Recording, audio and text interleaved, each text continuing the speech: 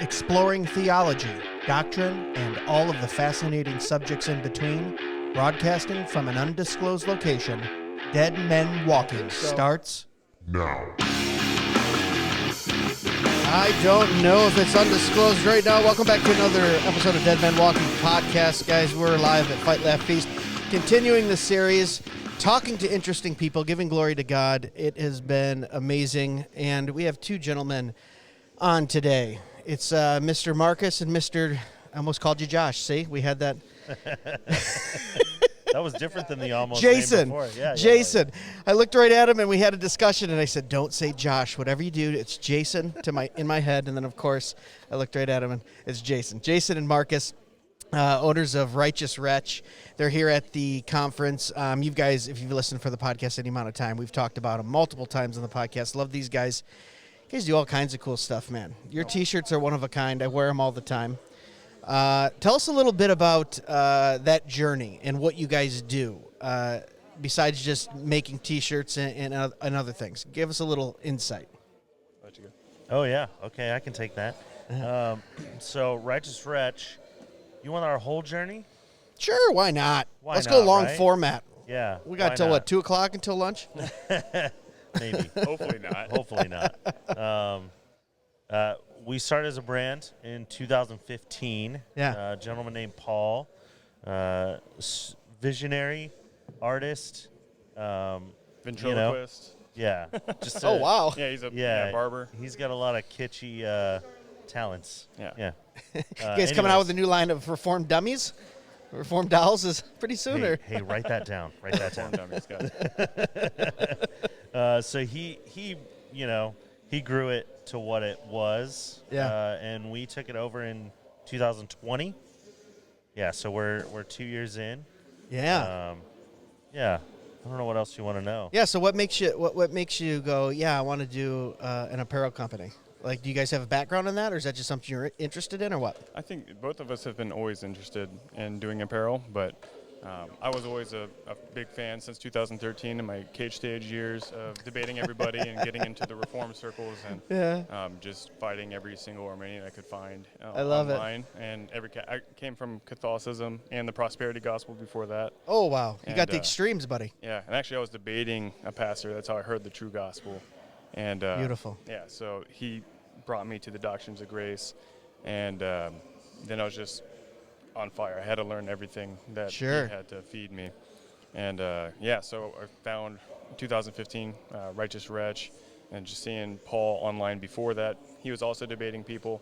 Yeah. Along with a bunch of other groups. And when he started that, and he started with the Spurge, which is hilarious, and then Still Fresh, and a couple other neat designs. It was something that, like, I don't have any tattoos, but if I was going to get it, everything was a Righteous Wretch one. Right. So something that we always supported. And once it became available, when he was going to close it down, 2019 to 20, we're like, we have to continue the tradition. Yeah. And we want to be able to make products that spark gospel conversations and really kind of poke the bear with a lot of misconceptions in theology and maybe what the American church has bastardized. Sure. And so we want to actually state exactly what true theology and a true hermeneutical system leads to, and it's Reformed doctrine. So yeah, that's absolutely. what we want to do. No, that's so good. It's funny that you say keep the tradition alive, and then also with your designs. My 8-year-old, his favorite shirt, I was telling you, I think yesterday, is the Spurge. I bought it a few years ago, probably right around the time you guys were we made it. Switching over. Yeah. Mm-hmm. And it's far too small for him. It's basically a belly shirt, but you know how little boys are with their like favorite T-shirts and shorts. It's just tight, and he's wearing it around the Spurge, So I got to get a new one from you guys, a little bit bigger. Since COVID, all my shirts are belly shirts as well, so it's okay. Hey, he's got jokes on the podcast. He'll be here all night. Make sure you tip your waitresses, guys. That's good, though. So you get into it, and I do have to say I have many of your shirts, and I would encourage anyone who's listening, go to, is it reformsage.com? Nope, it's Righteous Wretch. Reform Sage. Oh, my gosh, I looked right over Nick. it. I'm sorry, that's Nick from Reform Sage. You guys are both promos on my podcast. I'm getting it mixed up. Righteous Wretch, is it .com though? It's not .org? Yep. Okay. And go check them out, you guys, because I get the Sola series of shirts, which are just amazing. I have so many people come up to me and go, what language is that? What is that? And then, of course, I still always have a little cage stage in me, so then it's sermon time, standing in the Meijer parking lot or the, Aldi grocery line or something. So those are great. But so what are some challenges when you guys took this over? I mean, because we got a lot of people who are business owners in the audience, and they listen. I own a business. My co-host, Jason, who couldn't make it here, he owns a business. Like, what are some of those challenges, not only just being a believer, but just in general for you when you take over a company and you're trying to grow it? Yeah. I think one of the biggest challenges with taking over an existing company is everybody does business differently. Okay.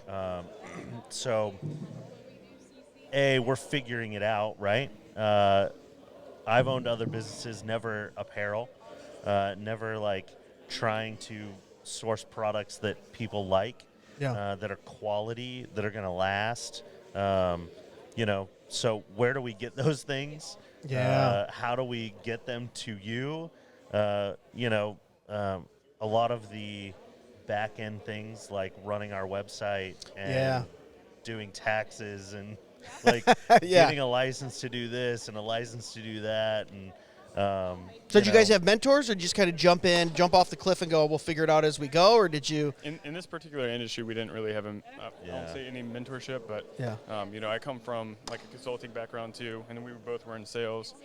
So like I used to help merger and acquisitions in like Asiana countries, like Southeast Asia. Yeah. And then I was in film finance and production for quite a few years, and then after being saved, I worked in at Grace Community Church in Los Angeles. Okay. And then kind of switched it up and decided to be poor. And then when we moved to Phoenix, to own my own business and see if we're not homeless next month. Let's go. Yeah. So we moved to Phoenix, and we were both working for a ministry/vocation, and doing lighting sales and also evangelism. What's lighting sales? Yeah, it's called Voss Lighting, so it's a plug. You're welcome, Mike. Okay. And but they say it's get right up on that mic for me too. Oh, it's sell to tell. It's kind of like their motto, and so they do commercial lighting. Okay. And then you also are presenting the gospel as well with your clientele. I love it. Yeah. So do they have a van and it says "I am the light of the world" on the side of it? Did they use that verse? We should. They should. They should have. I feel like it's a little on the nose, but I would okay. suspect it. Yeah. That would have been wise. So where are you guys based out of? Phoenix. We're based out of Phoenix. Phoenix. Yep. The crazy West in Arizona. That's right. Yeah. What's going on in that state, man? All of it. I mean, you guys, it used to be Florida was the number one Google search, and now it feels like you get just as much crazy stuff going on in Arizona, good and bad. But, I like it. Yeah, mix it mostly bad now. I think we're like the test subject state of where the globalism is trying to infect the red state. And so it's interesting to see the dynamics and kind of turnover. Yeah. And since I moved there in 2019, and then since COVID, a lot of you can see who truly are from Arizona and have the conservative ideals and also the correct theological positions to be able to hold fast to something. Is Phoenix like a blue city? Is it like Democratic in a more outlying conservative Arizona? I would say most of your downtowns are. Sure. Yeah. So Phoenix has except Moscow. That way. No, Moscow is too. And what is weird about Arizona is that all of the outliers in Phoenix are traditionally really red. Yeah. And we have huge counties. Our counties are gigantic. Okay. Like our Maricopa County is bigger than most states. It's huge. That's crazy. And so what we've seen in the last couple of years is just a shift in those outlier cities as people, vacate their, atrocious state and come to ours. They bring their things. So are you getting like that Austin thing, like California to Austin? You kind of getting that in Phoenix too? Yeah, we are. We're the first pit stop. Yep. Wow, that's crazy. Yeah, it's so fun. It's interesting, not fun. Interesting to talk about those type of dynamics as someone who's in local politics and worked in that. It's just like it's kind of different everywhere, but you do see those crazy things where it's pockets of one type of thought and then maybe some around it. I will say if I say to someone from Arizona, man, it gets hot out there, and if one more of them say back to me, yeah, but it's a dry heat, I'm going to punch them in their face. I mean, still I an know oven. violence isn't the answer, but you guys love telling us how dry your heat is. 120 isn't. It's dry heat, though. But when you you guys have have arthritis, humidity. it's great. So if you're arthritic like me, it's Is it great. good for yeah, if it's dry like that? Yeah, that's why all the blue hairs go there. Okay. Yeah. Did you guys grow up there or did you just end up there? End up. You guys Oh yeah. Because you said which one said you were in Los Angeles for a while, right? I was, yeah. So where were you guys born at? Oh, I was actually born in Oklahoma City. Okay. Lived there until the 5th or 6th grade. Yeah. And then spent the rest of my days in a small town in Northwest Ohio. Yeah. I'm from North Cincinnati. So, okay. Yeah, I'm in Michigan. I'm 3 miles north of Toledo, right over the line. So I went to UT. No way. Yeah. All right. I won't hold that against you. That's fine. I didn't finish. So. Did you ask for your money back? I no, I'm tried. I'm kidding. I I'm tried. kidding. My mom wouldn't give it to me. It's a fine school. They had the big game, UT versus Ohio State. What was it? Second game of the year or something, or maybe the first one. Mm-hmm. That did not end well for Never UT. does. Yikes. Yeah, never does. I went to school with a gentleman that he was a wide receiver in our high school, and then he went to UT, and then he went on to play for Green Bay for a couple of years, Carl Ford. That's as much relationship I have to that school. So there's my my story. I just knew a guy who knew a guy. Yeah, it's like a Kevin Bacon, 7 degrees to UT. Yeah. Yes. Yeah, very cool. So have you guys been enjoying the conference? It's been very fun getting to meet new people, having just random conversations turn into different meals and long nights like last night, and it's amazing just having that kind of instant fellowship that's only possible because of what God has done and changing hearts and even different presuppositions, but able to come together, have amazing conversations that really, I think, sharpen everybody. Yeah, for sure. Did you guys go out and eat last night and hang out, or too? Mm-hmm. Yeah, with no kind of intention. We just kind of like, we're going to the lobby, we're going to get a cigar, and then somebody was there. We're like, hey, come, let's go out. Yeah. Yeah, and then met other It was a little awkward because we went down expecting to get in the hot tub, and so I'm in flip-flops and swim trunks. Swim trunks. And then we're like, there was no hot tub, and the pool was closed. So now you're just a weirdo in flip-flops so and swim shorts. Walking around at night. It's freezing. with a cigar hanging out his mouth. Yeah. I'm a Calvinist, I tell you. Who wants to hang out with flip-flop guy? No, that's funny. So I went back to my hotel early, and I was going to do the same thing. I'm like, oh, dude, I got to go soak in the hot tub. And I go down, and they go, oh, yeah, the hot tub just went out a couple days ago. So that's the only reason I have this hotel. Yeah. But it's like the McDonald's ice cream machine.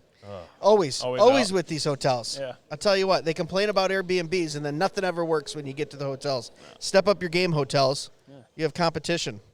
That's right. Jeez. I'm on my third cup of coffee, guys. I'm a little squirrely this morning. So what's the future of Righteous Wretch look like? Are we expanding into anything else? Are we going to keep chugging along with all the apparel? Now, I know your designs and your T-shirts are pretty awesome, but do you guys do anything else, too? I know you got a sticker line. You got some other stuff, too, right? Yeah. We do different merchandise. So we do hats. We do the beanies. Any kind of accessory line. I think we're trying to nail these things down first before we kind of venture off into anything like grander. Yeah. Who knows where it takes us down the line. Yeah. But just trying to be faithful. Yeah, in the grand scheme of things, we'd love to just be a clothing brand. Yeah. It doesn't necessarily always have to have a printed T-shirt. There's a lot of other things we'd like to do. Dress shirts. Athletic wear. There's a lot of other things. Bedazzled denim. Yeah, man. Yeah, Yeah. Just in the corners. Yes. Yeah, nothing crazy. It's just some flair. I got a guy back in my district, and he's probably 80 years old, but he looks about 60, okay? But he's 80. He's in real good shape. Kind of a thin rail, dresses real nice when he's wearing dress pants to my meetings. But when you see him out and about, he's got what are the jeans with all the jewels in the back? There was a certain brand. You guys should, if I say it, you'll know what I'm talking about. I do know what you're talking about. Is it starts with a J? No. No. Jinko, man. No, that's old school Jinko. Okay. That was 22-inch wide legs, dude. What are you talking about? Look how big my Jinkos are. Affliction. It's Affliction. Well, no, Affliction's the T-shirt. Oh. Yeah, but you're on the right track. It's Right? those ones that And he's like 80, and he just loves them, and he rocks them. He's like, "You like my jeans? Look how sparkly they are." Real long pointy-toed dress shoes. He wears those too. Yeah, I knew it. How'd you do that? You know? And you just go, I love it, man. He's really into that particular style. Like Ed Hardy-esque. Yes, but man, gosh, now I'm going to have to Google it. Guys, if you're listening to this, even if it's a month later, please message me and tell me what the name of those jeans are. True Religion. True Religion. Just got it. Yep. There we go. No message needed. No message needed. Never mind. Cancel that. All right, guys, so throw out the website and everything for everyone, or where they maybe can get a hold of you or send you guys messages or interact with you on social media. Yeah. I mean, we're on all the major social medias. Well, I say major. Facebook and Instagram. Yeah. You don't want to see us do like a Twitter. What is Or TikTok dance. Yeah, TikTok dance. Right. And we don't tweet. Maybe we do, though.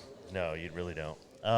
Actually, everyone who comments, if we get to Oh my gosh, 5,000 that's likes, fine. we get Jason to do a TikTok dance. Yep. Heck that's yeah. fine. In fact, we can pick a number, but we actually have a dance recorded That's right. that if we could get to a certain number, I would let get released. Okay. So where do people have to like? Let's go to Facebook. Okay, Facebook, just the page in general? You can just search Righteous Wretch. Okay. And if we can get enough, we'll put a post up. Oh, not enough. You got to throw down a number right now. Oh, I'm 'cause going to throw down a number. Now we're going to try to get it. I'm going to throw down a number. So my thought process is slow here. I've only had one cup of coffee. So so we'll throw out a post that we were at Fight Laugh Feast. And if we can get 500, we'll say 500 likes. Okay. Okay? If we can get 500 likes or some sort of interaction, we'll post up this dancing video. It's worth it. I would make 500 new accounts just to get this released. All right. Yeah. Well, you guys got to let me know when you're going to release that, because I'm going to release. I'll release a clip of us talking about this. Okay. And then we're going to put the. I don't know. I don't know what to call them yet. The listeners. You know, we were going to say, well, Dead Men Walking Deadheads, but you know, Jerry Garcia already has that. I can't do that. So maybe you two marketing geniuses can come up with something for me and say, what do we call the listeners on the podcast? Something to do with dead or men or walk. I don't know. We'll have to figure that out next time. But I'm going to enlist your guys' marketing prowess to figure that out for me. Yeah. Okay, so Facebook, Righteous Wretch. Yep. Instagram, Righteous Wretch. Oh, easy. Website, righteouswretch.com. Come on, let's go. Branding. Boom. Consistency and branding. Have you ever met those guys and they're like, well, here's my Instagram and it's some weird thing. Here's my Facebook, a different thing. Here's my website, nothing to do with the name. And you're like, I can't remember all that. I just called this guy Josh and then called your company the wrong company. I'm having a hard enough time with that. Please keep everything the same. What about Redeem Zombies for your listeners? Redeem Zombies. Yeah. You know what's funny is I get a lot of people that stumble onto the website like, oh, man, we thought this was going to be about The Walking Dead. And I'm like, wait a minute. So not only did you you didn't see all the scripture on the website and, you know, all the reform stuff, but then you had enough time to say you're disappointed. And you know what I mean? Like, who has that time to randomly post on someone's webpage? I thought this was about something else. Oh, well. God bless them. Yeah. Maybe they got something out of it in the first page. All right, guys, it was so nice for you guys to jump on here. Any final words before we get out of here? No, it's just been an encouragement. We love listening to you guys. And we love what you guys do, man. Yeah, we just pray that you continue to fight on and be steadfast. And you know, I think everybody's blessed by listening to you guys. So hopefully. I know we're being encouraged. And I think just tune into the conference. And no matter where you are in this walk, like I think just try to take away exactly like the love and zeal that all these people that have been on your show, that are defending the faith, amen. That they have. So just continue to like fight well, and then also have the unity aspect in mind to where, again, if there's differences, like cling together first and understand like what battle we're really fighting. Amen. You guys heard it right there. So listen, we're in a culture war, guys. We have people, cultures that are pushing back against Christ, not only pushing back, but trying to rule their dominion with evilness. And I'm telling you, you got to be geared up. You got to be dressed appropriately, and you got to go to Righteous Wretch and get some of that gear so you can have conversation starters. You can have scripture on your shirt. People will be going, what the heck is that? And then if you're still in your cage stage, we're going to pray for you, bring it down a notch. But if you're in that sage stage, then you can say, hey, this is where I got it. This is what it's about, and it's all to the glory of God. Guys, thanks so much for being here. And as always, guys, thanks so much for listening. God bless. And we'll get right into it. I've got some special guests here. I got some young brothers in the Lord. The older I get, the younger they seem to get. And they're kind of new in podcasting.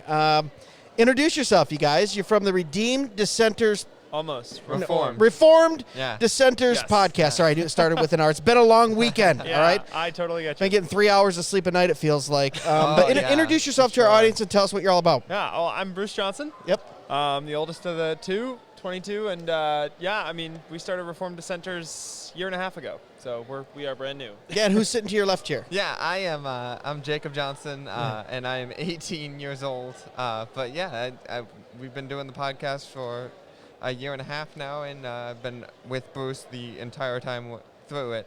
Very cool. Yeah. And you guys are brothers, right? Yeah. Sons of Thunder. Yeah. All right. Not thunder puppies though. No, Not thunder puppies, though. no. So what's your podcast about?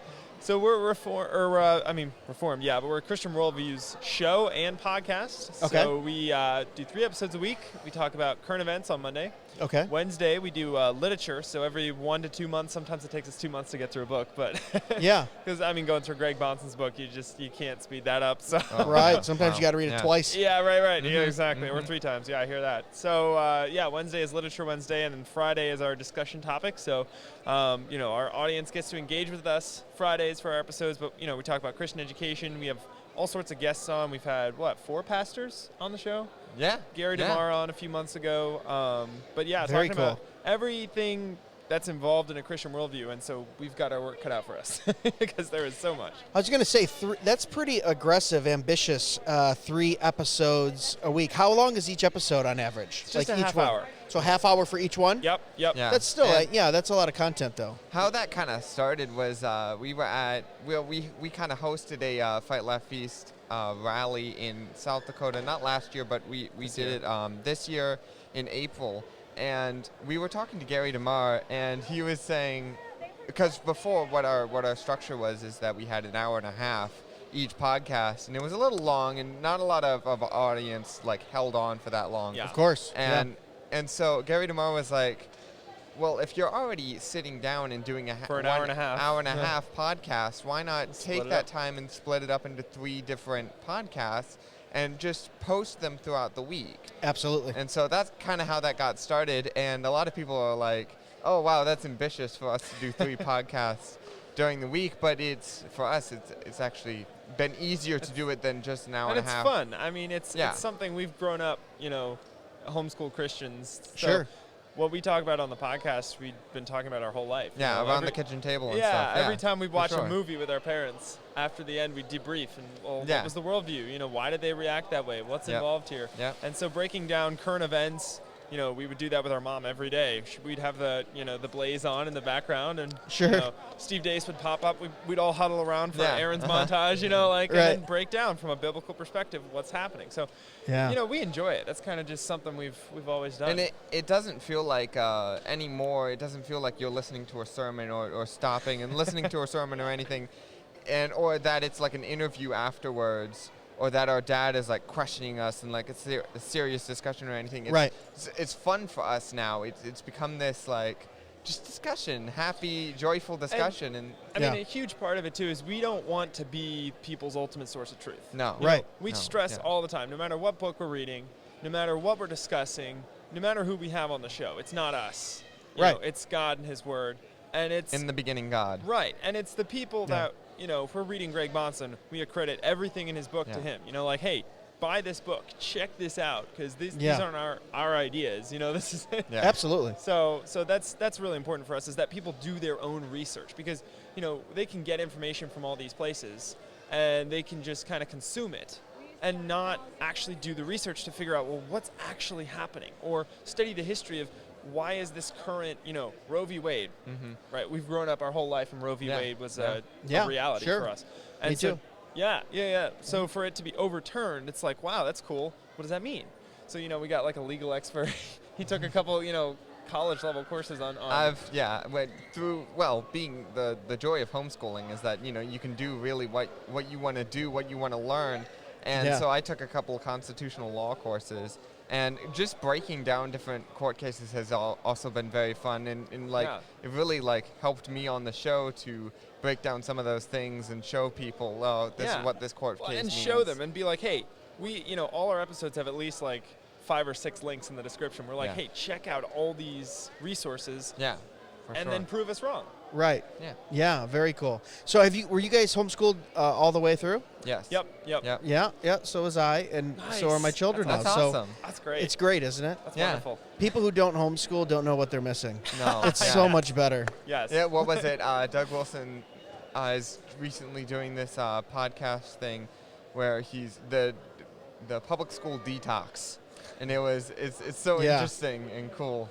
Yeah, no, it's awesome. So give me an example of something you guys might specifically talk about on the podcast that someone who is listening here might go, yeah, I want to tune into that and hear a discussion on it. Like what, obviously if you have a Gary DeMar on, you're most likely talking eschatology or something like that. Yeah. But like who are some other guests or pastors? You've said you had a few pastors on that you've talked about. What kind of stuff do you guys like to focus on? Well, that's a good question. We did a 3-part series for 3 weeks on the kingdom.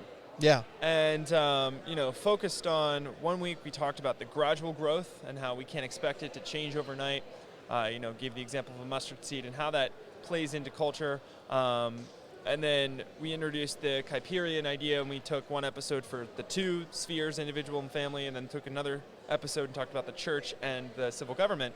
And on that episode, we had my pastor, Pastor Jonathan Hansen, join the show. Cool. And he's one of the few pastors in the state of South Dakota who is strongly post-mill, strongly theonomic, and is actively working in a little town called Lead, South Dakota. Okay, yeah. It's about an hour drive for me, but I'm willing to do it every Sunday because it's great preaching. Yeah. And, he's actively doing that. So we've had him on the show twice now. Talk about the kingdom of God. What can the church do in the community to replace all the things that the civil government thinks is its responsibility? Right. Caring for the poor, helping people who can't help themselves. All of these things, there's so much that we take for granted that the civil government does that it's not supposed to do. Right. We always say it's the justice division of society with limited roles of defense. Yep. And they're all stipulated very clearly in Scripture, and you can study that. Along that line, we've also discussed Romans 13, how people like to use Romans 13 against us in saying that, oh, look at Romans 13, we're not supposed to be involved in, we're not supposed to... You're supposed to obey. Yeah, You're supposed to, exactly. do what they say because God's instituted government, yeah. Yeah, and so we've taken that and broken it down and saying, no, actually, it kind of means the opposite. We're supposed to make sure that the government is a minister of God. Minister of justice. Yeah. That protects the righteous and brings justice to evildoers. Yes. And I think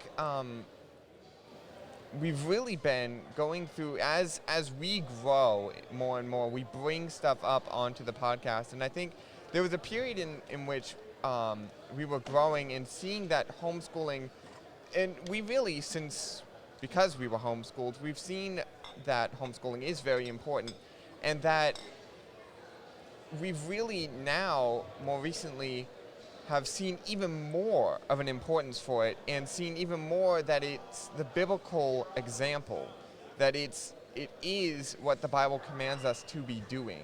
Yeah. And so We should talk of these laws when you're standing by the way, when you're walking in the by the gates, when you're lying down, when you're sitting up. Yeah. And so, like, as we're growing in that, we bring stuff up on the show, and we've talked a whole bunch, and we just recently, this past week, had a pastor on talking about homeschooling. Nick Charlton, Christian education. Yep. So yeah. Oh, that's awesome, man. So as we kind of wrap this up here, I wanted to ask you. So you said you're 22. Yep. You are 18. So you guys are young brothers in the Lord compared to me. I'm an old 41, so I'm like twice your age, almost twice your age. So for the audience listening that is maybe of the younger generation, right? I would be an elder millennial. I think technically you guys would be what, Gen X? I think Z. Z. Or not X. X. X is older than me. Yeah, Gen Z. I'm sorry. Yeah. Wrong letter. Gosh, once again, it's been a long weekend. Oh, yes. Yes, it has. This is only my 15th interview. So, it's like, geez. So for the Gen Z that are maybe your age, that are listening, that are younger, they might be feeling overwhelmed by the culture, or they're dealing with things that I never had to deal with and the previous generations never had to deal with, whether it be in public or private school or among their friends or just seeing things on television and in social media. What would your advice be to them as a solid Bible-believing Christian, young brothers in the Lord? What's your advice to them to either fight the culture or to stay encouraged and not let it overcome them? Well, I mean, at any point in which you're overwhelmed, I know a lot when I was in school and doing school and stuff, I would get overwhelmed with all the schoolwork that I had to do. And I would always make sure that and my mom would always help me with that, in making sure that I broke it down into one step at a time, making sure that I go one step at a time. And going into the culture war, we have to understand that God has given us different abilities and gifts. Sure. And taking those abilities and gifts and understanding and breaking it down, yes, there's a very overwhelming goal of how far we need to go, but taking your abilities and gifts and breaking it down one step at a time in trying to grow in those abilities and gifts and know what vocation you're going into, and building that up to where you can create a kingdom building business, or that you can get involved in different ways. If you don't necessarily know how to create a kingdom building business, go to your church and help your church either go out and evangelize, or maybe your pastor can help you as to how to make your business a kingdom building church. Business. I would say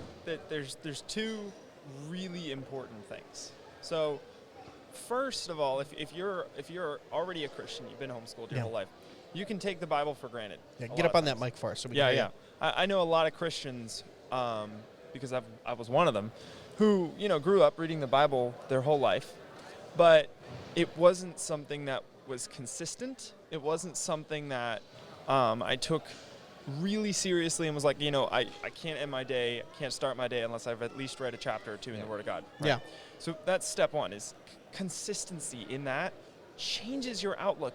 And reading through it, not just nitpicking, but reading really through, that's why I love the To the Word challenge that Canon Plus is doing right now. Sure. Reading through whole books and understanding the entire context. I've been taking this whole year just reading the Old Testament and just understanding the context and the joy and the comfort we receive all through the book of Isaiah, through the book of Jeremiah.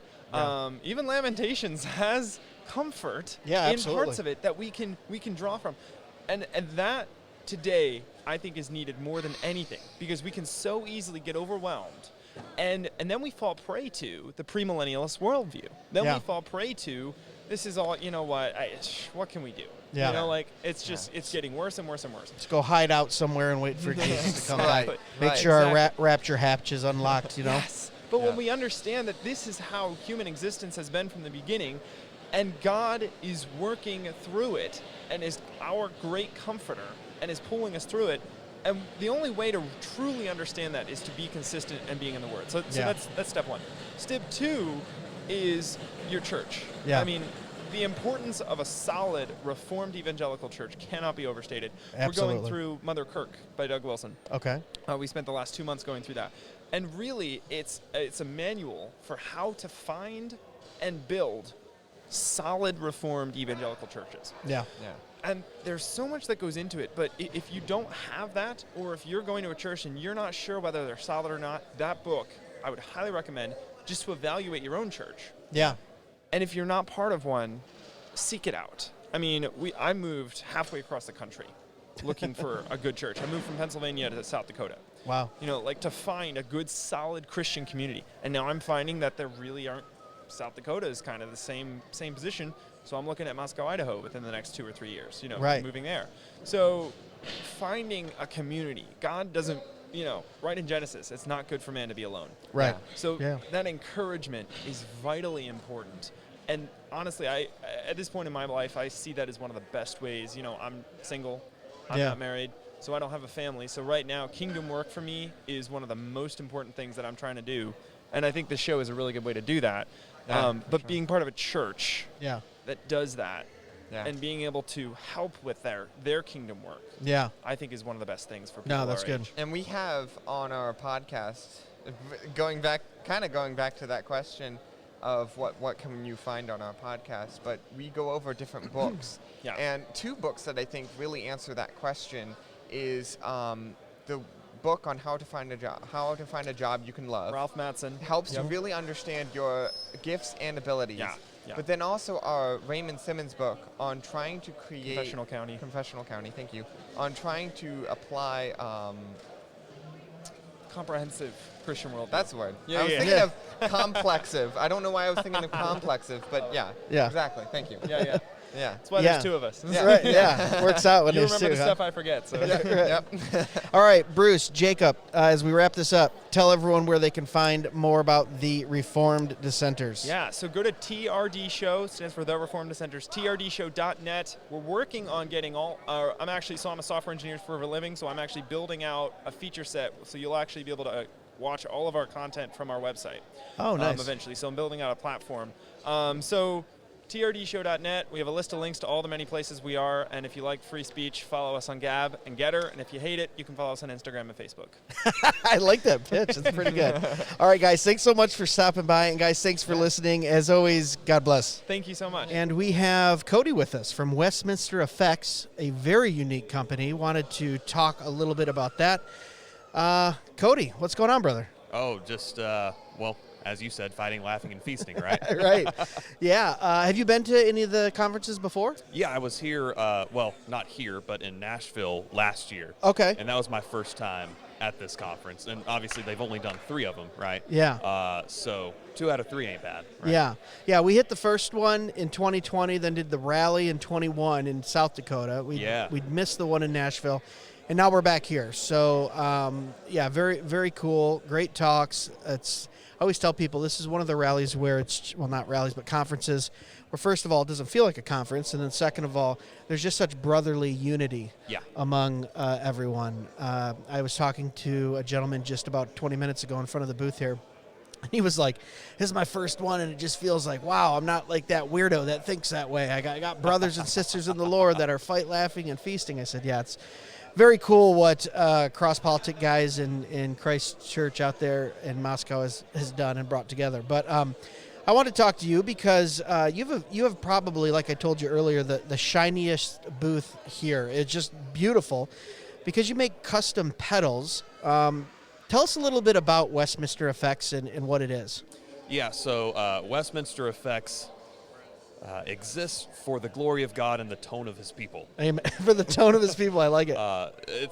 It's really just an outlet for me to make stupid puns is all it is. It's hand-wired and theologically sound. Right. Guitars making sounds. But yeah, it's me in the upstate of South Carolina in my home office. I do almost everything myself. There's a couple of things that I export to people who can do them better than I can, more efficiently than I can, such as printing, applying the art, circuit board design, stuff like that. But it started in 2015, where I started it on accident, actually. I was freelancing with blogging and social media, and to kind of kill some time while stuff was materializing, I got a little pedal kit, built one pedal. I've always been a DIY guy. I've soldered pickups and whatever in my guitars. And then I was like, I like guitars. I like theology. The worship world needs better theology. Yeah. I have ideas. Let's just start a company. One pedal. Right. I don't recommend this approach to anyone, honestly. Okay. And so I just went from there. And within a couple of years, my father-in-law injected some capital, and I purchased another brand called Nose Pedal. Ended up subsuming that product line into Westminster because Westminster ended up being the one that actually grew. Okay. And now at this point, in June, the most recent release was the 2716. Hold that up for people watching. So for those watching, the 2716 is the signature distortion pedal of Seth Morrison from Skillet. Oh, nice. And it chugs, it screams, it makes a lot of noise, and it's a lot of fun, and it caused things to escalate quickly this summer. Sure. So really thankful for it, and obviously working with Seth has been a blast. He kind of put me through the ringer of development, because if he's slapping his name on it, then it's got to sound perfect. Right. That was awesome. It stretched me, it pushed me, and really thankful. So are you start to finish for the pedals? I mean, are you putting them together and manufacturing them yourselves? And it looks like a lot of them are decaled, or is that decals on there, or do you do any type of metal work on those? Or Yeah, so I get these aluminum enclosures raw. Okay. And then I drill out the in and outs, the jacks on the side. Sure. And then I powder coat them myself. Wow. It's a super ghetto DIY I use toaster ovens to cure it. You're saying super ghetto, but for those people listening, these things look gorgeous. Yeah, they do look good. Yeah. And look I'm a musician. I'm not a guitarist, but Right. I know a lot of lead and rhythm guitar guys. They need to look nice, Right. okay? Look Because good, play good, they right? look good and Just play like in good. sports. Because they have to be aesthetically pleasing. Because if I know anything Yeah. about guitar players, their pedals are their babies. Yeah, and I've known other, the boutique, quote unquote, pedal market. There are some guys who intentionally make them ugly or just don't care, and I'm Right. like, why? Right. Why would you do that? So I do powder coat them myself. The art that you see is UV printing. Okay. So I used to do that myself. I got a little Chinese knockoff UV printer on eBay, and it worked great until it didn't. Right. Yeah. And then when it died, it really died. So that's one of the things that I export is the UV Sure. printing. But then when that comes back, I'm stuffing the circuit boards in the enclosures and just going to town on it. And I do have a friend who helps me on the side stuff some circuit boards just to help save time. Yeah. And, it's been good for both of us, obviously, because that's how capitalism works. Sure. Yeah. And it's a lot of fun, man. Cool. Let me check one of these Yeah, out sure. real quick. So, what is UV printing? I mean, how I'm going to show how I'm a novice here. Yeah, the best way I can describe it is industrial inkjet.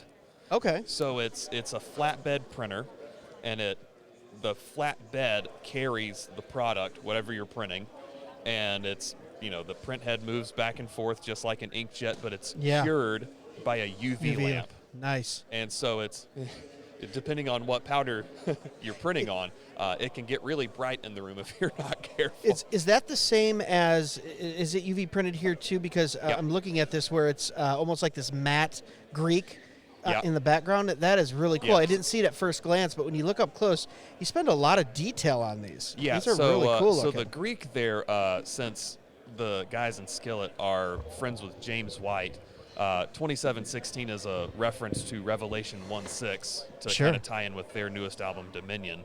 Yeah. And James White contributed Codex Sinaiticus. Nice. Revelation 1:6. So that's the Greek that's ghosted in the back there. But with the other pedals that you see here, the color isn't faded into the background or anything. Right. There's a white layer underneath that. Okay. So what we did with this was no white layer underneath the Greek, but Right. then we did a second pass over the top. Yeah. So are you a guitar player yourself? Yes, Okay. I'm a hack. You're a hack. So you're better at building them than playing with them. Is Yes, that? exactly. That's exactly right. But, I build all of these things, and then I have a spaceship of a pedal board because I can, and then that makes me sound better than I really am. Yeah. So for all the geeks out there that are listening, and I'm kind of a music geek, but more with drums and piano. Mm-hmm. When it comes to pedals, how are you? I mean, do you start with the design on the outward, but also how do you figure, okay, this is the sound I'm looking for in this pedal, or this is what I want to do with it? Is it demand-led? You have people asking you for that? Is that something you go, oh, I heard that and I want to copy that? Is that I'm going to create something new? How does that come about? Yeah, it kind of depends on what I'm doing, really. Yes, I do have people say, hey, you should make this kind of pedal, and I keep hearing that request over and over again, of course. Yeah. Sometimes I just want to do something, or I see a Right. market need. So I do a couple of analog amp simulators where so many people are going to stuff like Fractal, the Line 6 Helix, and running direct, and it's all digital. And I'm like, we can warm this up and make it sound more natural as opposed to just playing through a computer, which, I mean, there's nothing against the Helix or Fractal and those things, but I think mine sounds a little bit better. Yeah. But with the actual development, so one of the dirty secrets about this industry, and I'm just going to give it all away. I love it. Secrets on Dead Men Walking podcast. Yeah. Behind the curtain. Let's go.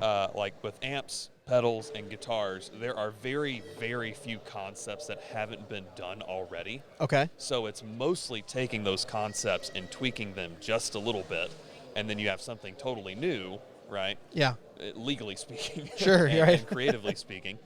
And then that opens it up for it's legitimately a new product. Right. So I tightened the bass response or made it sound less shrill, something like that, gave it a different texture option, or even just improved the power supply so it's not quite so noisy.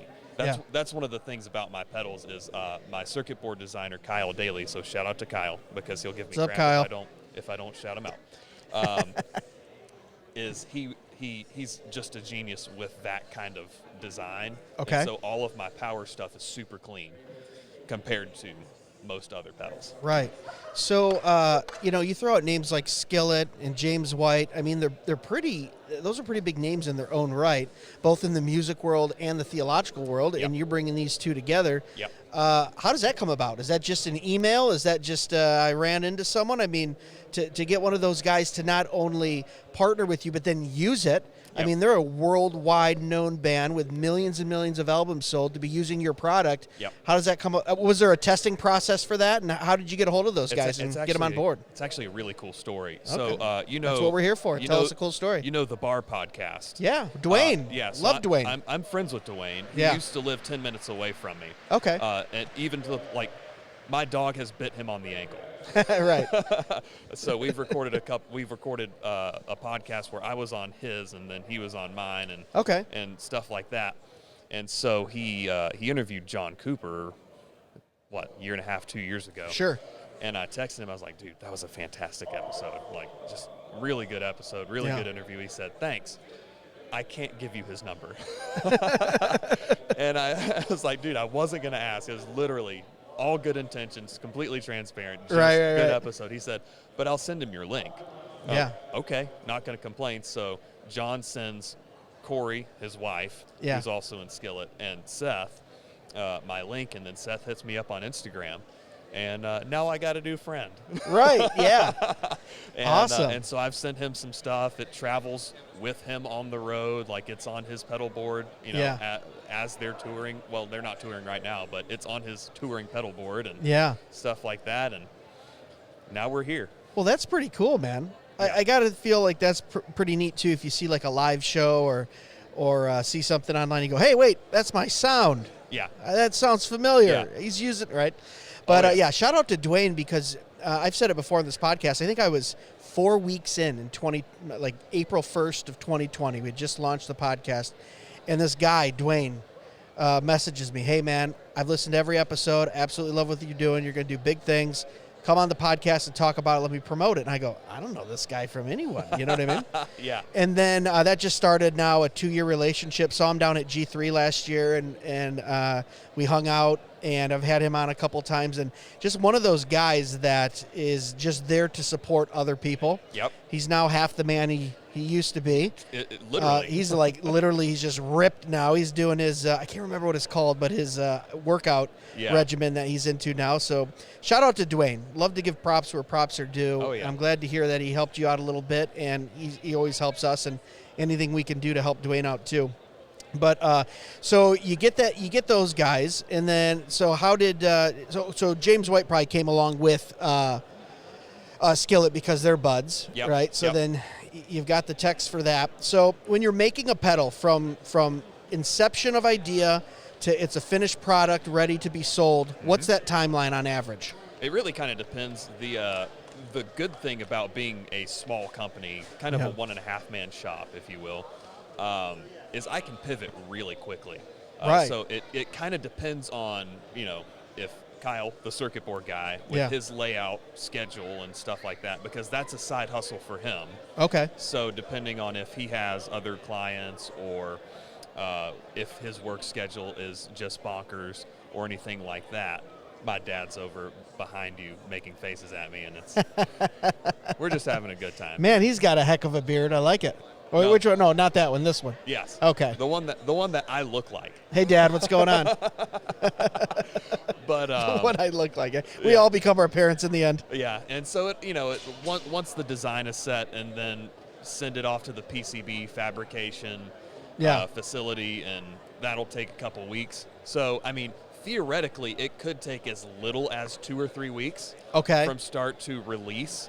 Realistically, it should probably take a couple of months. Okay. So I can plan out promotion and stuff like that. And there's an entire YouTube industry of guitar pedal demo guys. Okay. And so, some dudes will, only charge, hey, send me this thing and I'll keep it and that's it. Yeah. And then other guys are like, yeah, that'll be $500.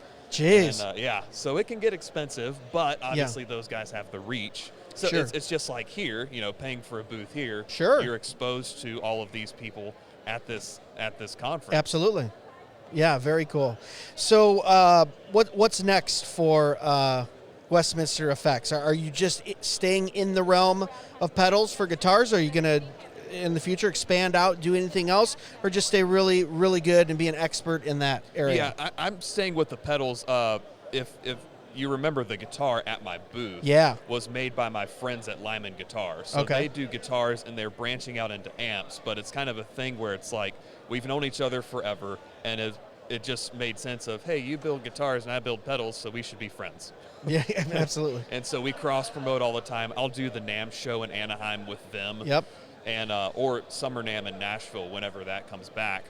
But sticking in the realm of pedals, when is this going to release?